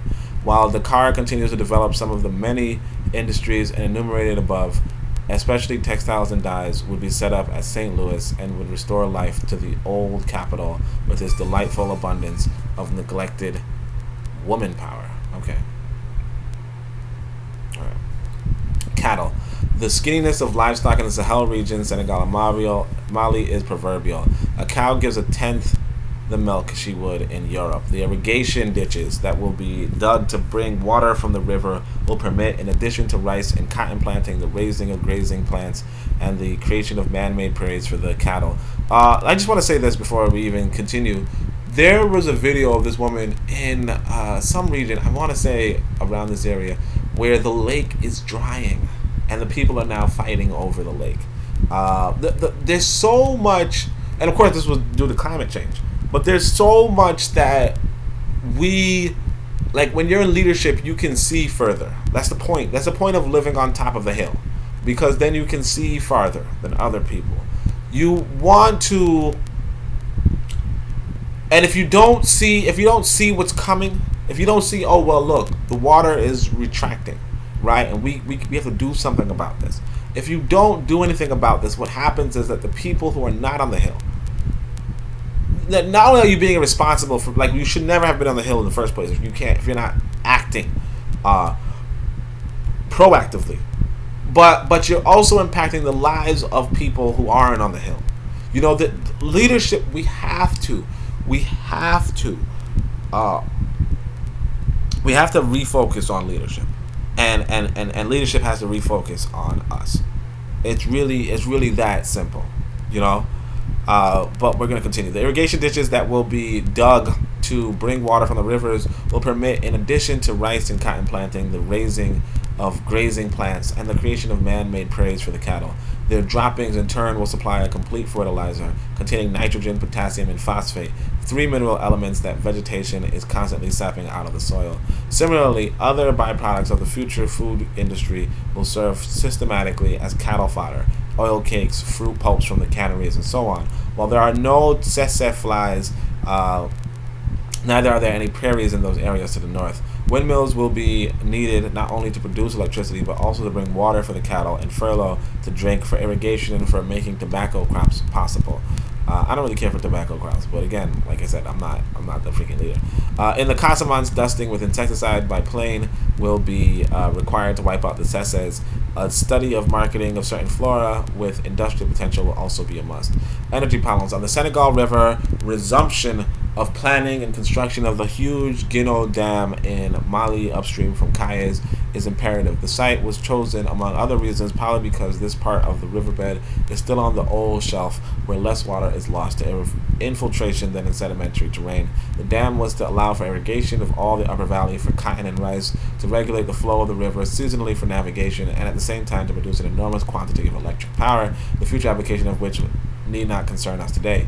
Interconnecting the grid of high-tension power lines carry electricity produced by the waterfall at plants below the dam, with lines coming from the remote thermal power plants on the Atlantic coast or in Mali, would pose no special technical transport problem. The distance involved are relatively small, often smaller than those between French power plants. The electrical power available after construction of the Gono Dam alone would in itself be enough to feed all the industries of Mali and Senegal that we have outlined in the study. Further down the Senegal River Valley, since the flow is so irregular as water seeps away in the calcareous terrain, one would have to consider the feasibility of constructing a dam at Dagana, as well as micro generators strung out along the river's course down the lower valley. The creation of large reservoirs would allow those to operate even in low water periods. It would remain to be determined whether the addition of such reservoirs would be more economical than construction of the micro generators without reservoirs, supplying supplemental power only at certain periods of the year, and the rest of the time operating at something like 1/100th of their potential capacity. The flow of the Senegal varies, to be sure, from 10 cubic meters at its lowest to 4,000 to 5,000 cubic meters at its crest. The water rises at such periods to 12 meters, almost 40 feet. Similarly, the feasibility of dams on the Upper Gambia and Casamance rivers will have to be studied, since these two waterways have until now been overlooked hydroelectrically speaking. In the final stage, there will also be occasion to study the feasibility of tidal generators at the mouth of the Senegal. Seawater here ride in as far as Dagana and Podor, representing a volume of several million of cubic meters, which nature shuffles back and forth in the flow and ebb of each tide. There is nothing absurd in the idea of mechanically harnessing this tidal energy into the electric power, rather than letting it dissipate in thin air as it does now. Indeed, the three factors involved, unit of height, tidal coefficient, and establishment of the port, are no less favorable here than in certain spots of the French coast, which are considered the best in the world. So he's saying, look, you know, like, I mean, you get it, you know, like you can use these rivers to toward creating energy, but it's not being done. A chart of tidal ranges, twice the product of the height of the unit of height by the tidal coefficient of factor, shows 5.4 for Africa's west coast at the level of the Senegal River, as against 4.6 for the Bay of Acaran and the mouth of Garne, 5.4 for the Bay of La Rochelle, 5.2 for the mouth of Loire, and 6.4 in the Finisterre, Brittany. The small tidal range of other points on the African Atlantic coast, 1.6 in the Gulf of Guinea, rule them out as locations for such projects. So, there's a Senegal River can be used to generate energy, but is it? Again, 40 years. Only in the estuaries of the English Channel, which constitute a special kind of resonance basin, do these ranges reach greater heights, almost rivaling those of Canada. Level 11.4 of the estuaries of the Rance and 12.5 of the Bay of Mont Saint Michel, both in Brittany. So, of course, you have to realize that these, the higher the coefficient, the better. But France already has a good number at 4.6 to 5.4, and Africa has 5.4, or the Senegal River has 5.4. Other parts only have 1.6. But again, the abundance of favorable sites in France and the huge cost involved in installing tidal power plants, according to Robert Guibert, have led the French government to drop plans for any plants of lesser power. The problem is analogous to that for harnessing of waterfalls. It can be summed up in two factors: the mass of water involved and the height of the drop under which it is to be handled. The latter factor is the one that for our coast is slight, while the former, in this case the stretch of the basins, is extremely high. Along the same lines, it would be good to consider the possibility of harnessing the estuary of the Seine Salam, where the sea drives in as much as 70 kilometers, almost 40 miles, at Kaolek, and those of the Gambia and Casamance, in which the sea also reaches tens of kilometers inland. Hydroelectric plants set up there would be equipped with double action turbines, operating both at influx and at outflow. Such installations are expensive, and we will have to be content to start with thermal plants while building Guana. We know that a certain minimum drop is required for the motive force of water to be transformed into turbine-generated electricity. If after study it turns out that this fundamental condition were not satisfied by the estuaries of our river, we might try without much conviction to compensate for this major drawback by A. siphoning into higher and higher basins as in already planned in the English Channel projects, and B. building underground works that would operate by the direction of action of water ebbing at low tide. So, as you can tell, this is pretty scientifically involved. I could read it, obviously, but if you're having trouble following this, that's why you want to engage in more studies, so that it becomes like a easy thing to read. But long story short, somebody has to do these studies, and who's gonna do these studies? Are you doing these studies? No, you're not doing these studies. So who's gonna do these studies? This is what government is about. You have to understand this. I'm repeating it, and you're like, hey, you're pretty repetitive. Yeah. We must not overlook the fact that tidal power is only a supplemental source of energy for Black Africa. It is not included in the calculations that give our continent half of the world's leading energy-rich countries. The classification has not changed one iota. The picture is still optimistic.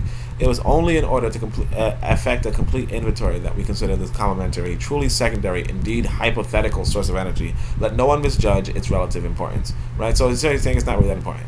It is in the immediate future, power plants in Black Africa will most likely use coal in view of the proximity of this fuel. In the second stage, we could set up diesel generators using heavy oils as soon as sufficient oil strikes here have been made in Mali and Senegal. At the same time, we could produce power from natural gas. Finally, as we develop technical expertise, we will, in a not distant future, set up atomic plants using plutonium. So, of course, it's a freaking distant future because we don't have the leadership. We will resolutely orient ourselves toward breeder factors which have the greatest potential. We need not repeat that these reactors perform a kind of industrial miracle. As they operate, they throw off more fuel than they have consumed. Such an operation presupposes the simultaneous creation of plutonium-producing piles fed by natural enriched uranium.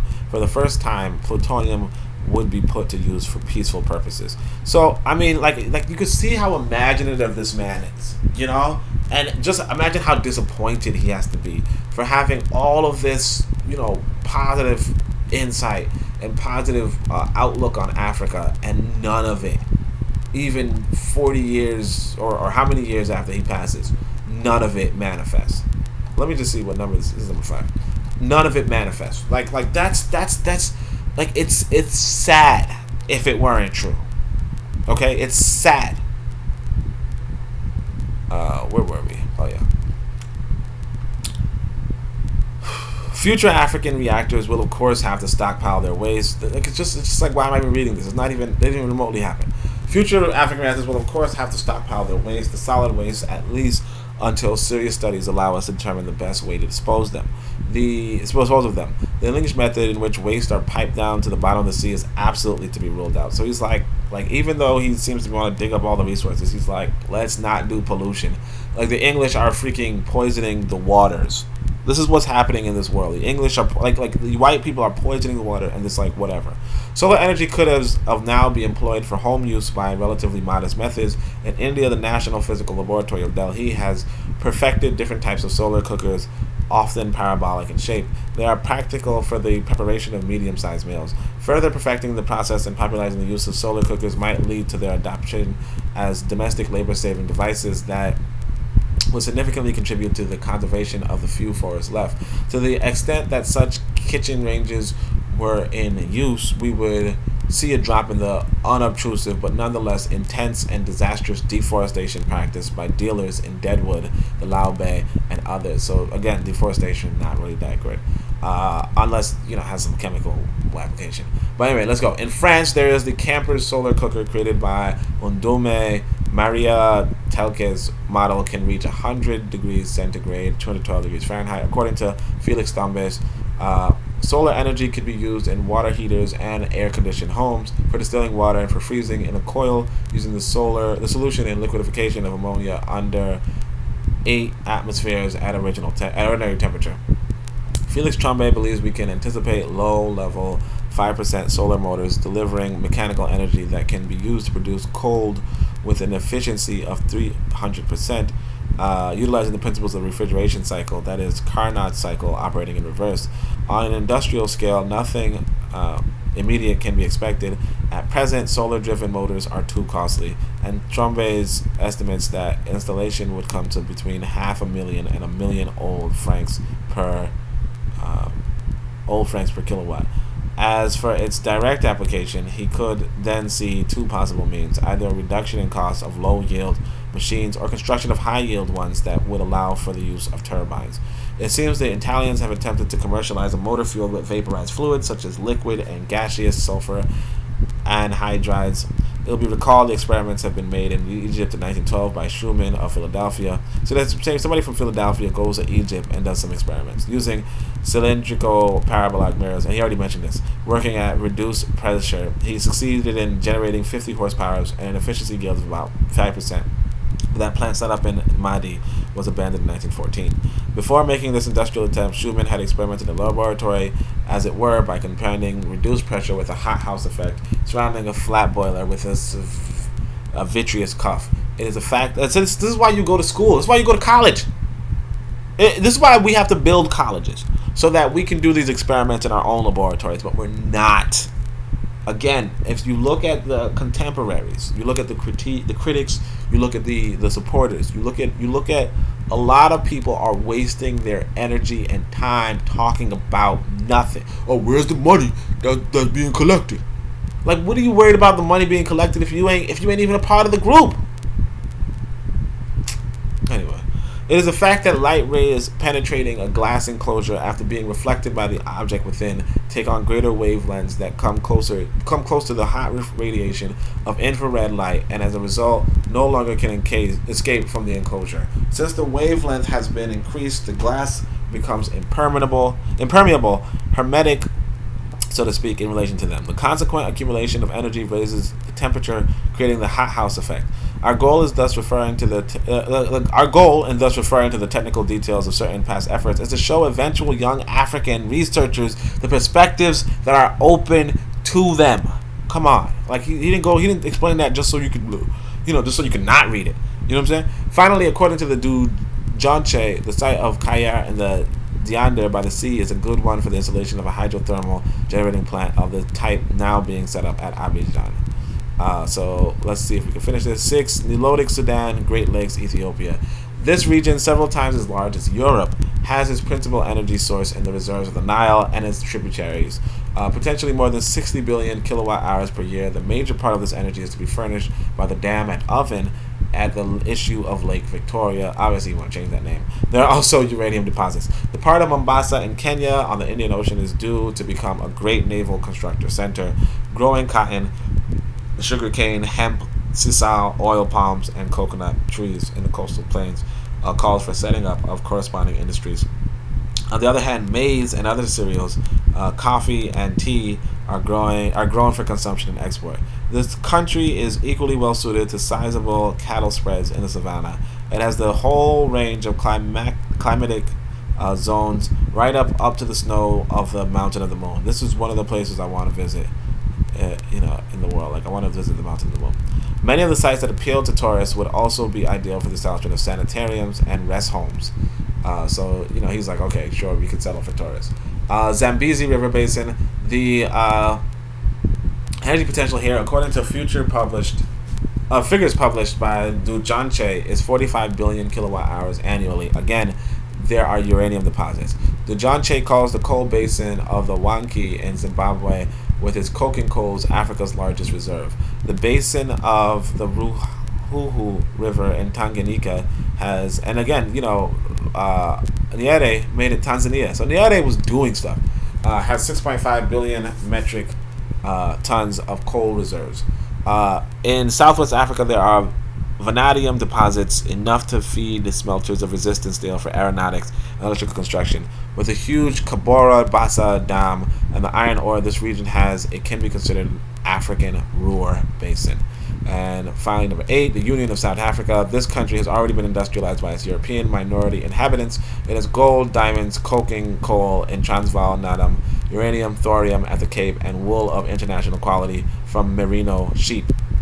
There is a prosperous sugarcane raising on the Indian Ocean coast, and it would appear that the Kalahari Desert at its northern border is as oil rich as the Sahara. Now, this is why, this is what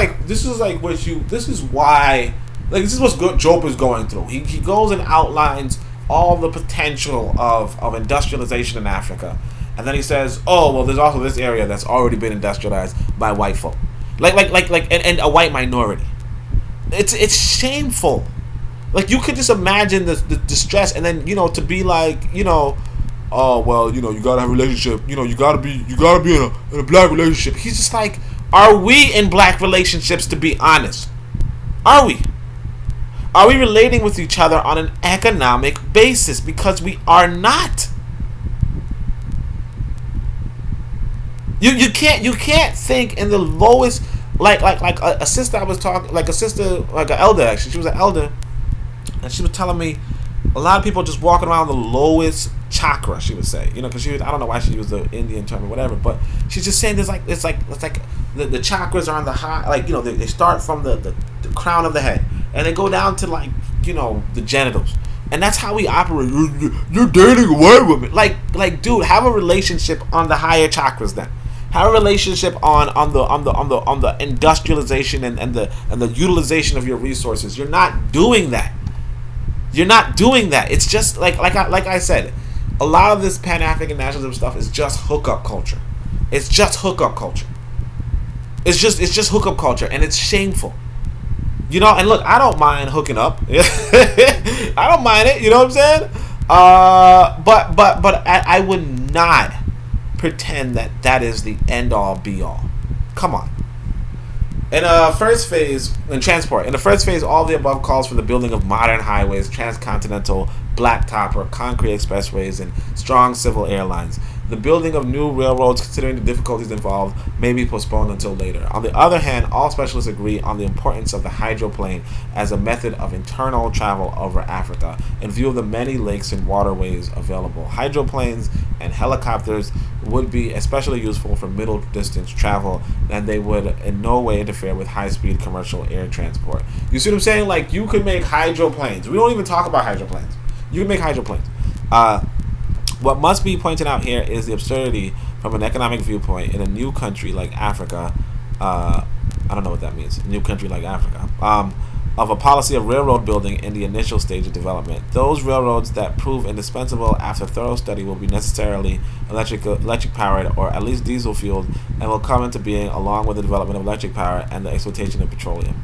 Sorry. What once he pointed out here is the absurdity from an economic viewpoint in a new country like Africa of a policy of railroad building in the initial stage. So this might be like a typo.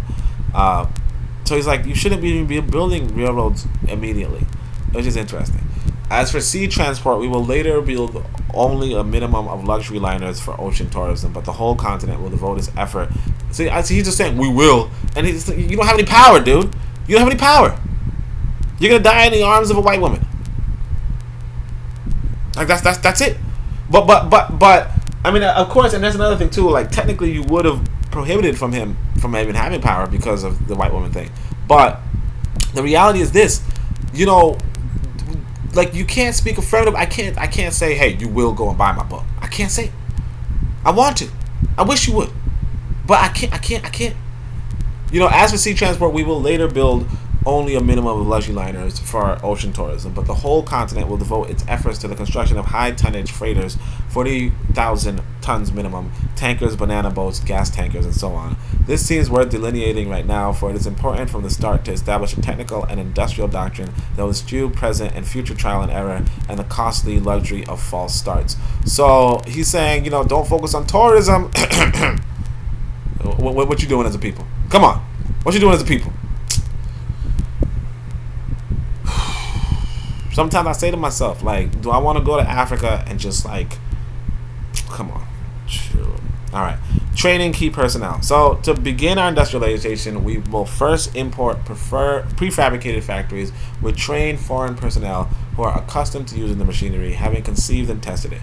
Such factories may fall into every category: heavy metal industries, chemistry, electronics, etc., all as automated as possible. So this is where the quote unquote misceganist, but also just the realism, which is if you do not possess these factories, you don't possess the expertise, then you might need foreigners. Now, obviously, you can kick the foreigners out after 5 years, 10 years. You have contracts with them, but the reality is that this is one of the considerations.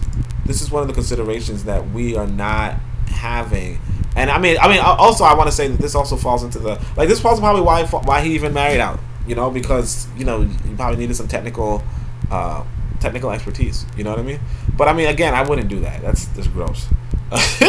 Anyway, we know that an African technician placed in optimum conditions of responsibility must and can quickly assimilate the knowledge needed so that he in turn can direct the whole complex on which the life of the nation, or in due time the life of the whole continent, will depend. So he's saying, get the foreigners, they teach us, and we go out and do it, right? When the moment comes, we will have to be ready to place African technicians squarely before their responsibilities. In other words, they will have to be ready in the shortest possible time to replace foreign technicians at their machines and at their time. So that's a good thing. If they're tools. That's a good thing. When this first industrial infrastructure has been set up, we will have to establish assembly plants for various machines and implements, tractors, planes, automobiles, and what have you. So I want to say this too, because like let's say in Rwanda there was this I think a bike made out of wood, and when you look into it, like I think a white guy was behind it, right? And a lot of people are like, it's not black owned, therefore they want to support it. But you're not understanding that if Rwanda is inviting a white person into their mix, and hold on a second, my son woke up. How you doing, boy? All right. If Rwanda is inviting this white person, you're supporting Rwanda in a sense. You know what I mean? Or even if the industry is successful, then it can pass on to like African technicians. But if you just say, oh no, they want to support what, right? I mean that's a reasonable, but you have to understand that there's a wider implication there, which is if there are not African technicians to support, then you mess it up. But also, like, how many African technicians are you supporting? Like, because there are African technicians doing, like, they have these machines. Like, you come onto the Discord, and you can be invited into the investments conversation. So we have an investment conversation going on, and one person linked this person who was making cement from mud, like they're making bricks from mud, and it's like some people are going down there to Africa and buying it, but are you? That's the question. It's cheap. You can make bricks and support in the building of Africa, but there's human effort, and this human effort is lacking, sorely lacking on our part. So let's go. When this first industrial infrastructure has been set up, we will have to establish assembly plants for various machines and implements, tractors, planes, automobiles, what have you. At the same time, we must acquire foreign patents for the production under license of our first modern engines and machines, motors, various modern propulsion systems, turbo reactors, electronic apparatus, and more. So, this is something too. Like, you technically don't even have to acquire foreign patents. Just a FYI, because the patents relate to the nation and the nation's like it depends on what kind of agreement you have with other nations, which you don't have to enter if you're if you don't want to. This period will be as brief as possible so that Africans may rapidly go on to a phase of autonomous native technical construction and accomplishments. And again, this didn't happen. Second level personnel will be trained in large parts right on the job in factories, shops, and on work sites. So yeah, that's it though. So thank you so much for listening. I gotta go. It's 11:15 when I finish recording this. I'm gonna upload it later, obviously. I'm gonna be in the Discord, so if you want to contact me, just click the link below. If you want to support this channel, if you want to support this reading, make sure you pick up the Book of Power. If you just want to listen to the end, the conclusion that's coming up next, just subscribe, like, share. I appreciate you listening. Thank you for sitting with me. I hope you enjoyed this, and reach out to me. I like comments. I like engagement, and I like people. So thank you so much, and let's just say it. Love, love. All right, or nakupe or napenda, All right, buddy. So Shamiam Hotep and Ptah Htp.